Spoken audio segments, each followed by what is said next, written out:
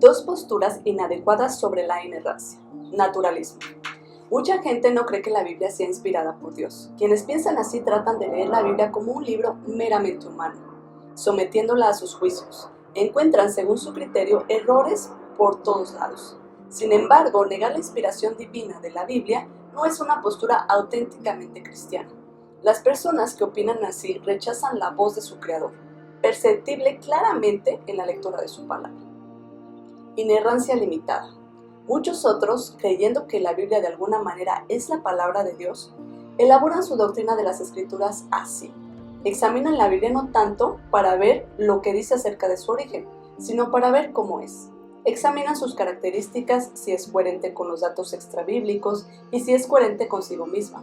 Según las conclusiones de tal estudio, deciden hasta qué punto es veraz o no. Un gran número de quienes siguen esta metodología ven las dificultades que ya hemos mencionado y concluyen que la Biblia tiene muchos errores. Hablan de una inerrancia limitada.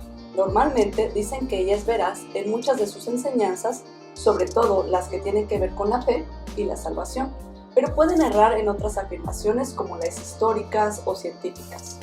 Argumentan que el propósito de la Biblia no es enseñarnos acerca de geografía, historia y ciencia. Más bien, la inspiración solo asegura un relato fiable en cuanto a temas de doctrina y práctica cristiana. Para muchos, esta postura es atractiva, pero tenemos que preguntar si es viable. Hay por lo menos 3 problemas graves con ella. 1. ¿Hallamos en la Biblia la distinción entre afirmaciones sagradas y veraces y afirmaciones seculares erróneas? No. Todo lo contrario, la Escritura hace afirmaciones de muchos tipos acerca del mundo que Dios creó, y no hay indicios de que algunas se deban tomar en serio y otras no.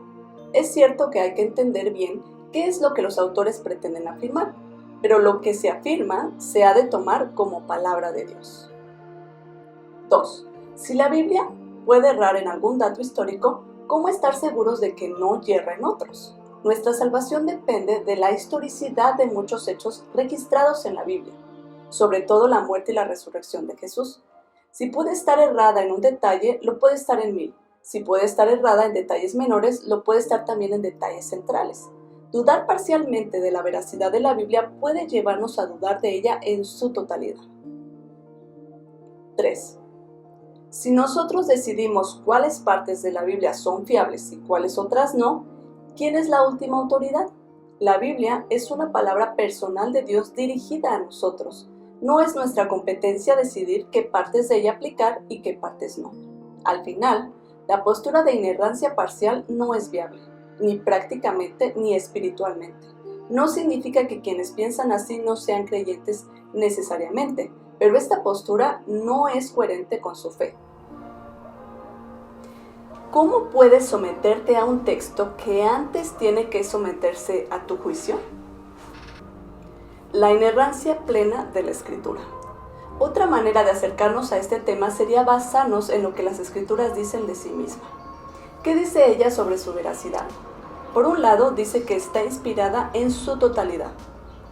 El gran teólogo B.B. Warfield resumió esta verdad así: lo que la Biblia dice, Dios lo dice. De aquí sacamos una clara deducción. Puesto que Dios no se equivoca ni miente, la Biblia tampoco. Además, la Biblia afirma su veracidad. Si nos basamos en las enseñanzas bíblicas, la conclusión es clara: la Biblia no puede contener errores. Ahora bien, alguno dirá, basarse en la Biblia para decidir qué creemos sobre ella es una trampa. Pero fíjate que hacemos exactamente lo mismo al formular las demás doctrinas de nuestra fe. Un ejemplo, la doctrina de la bondad de Dios. ¿Verdad que creemos que Dios es siempre bueno? ¿Cómo lo sabemos? No en base a nuestra experiencia. Si nos basamos en ella, parece que hay evidencia que precisamente va en contra de su bondad. Viendo la cantidad de sufrimiento que hay en el mundo, podríamos concluir que Dios no es tan bueno. No obstante, si priorizamos lo que la Biblia enseña y no el juicio humano, proclamaremos, como el salmista, la inmensa bondad de Dios. Del mismo modo, creemos que la Biblia es inerrante porque ella lo dice. Si la Biblia es la palabra de Dios, todo lo que afirma es verdad.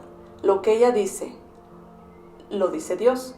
Y lo dice a nosotros. Por un lado, esto significa que no somos competentes para juzgarla.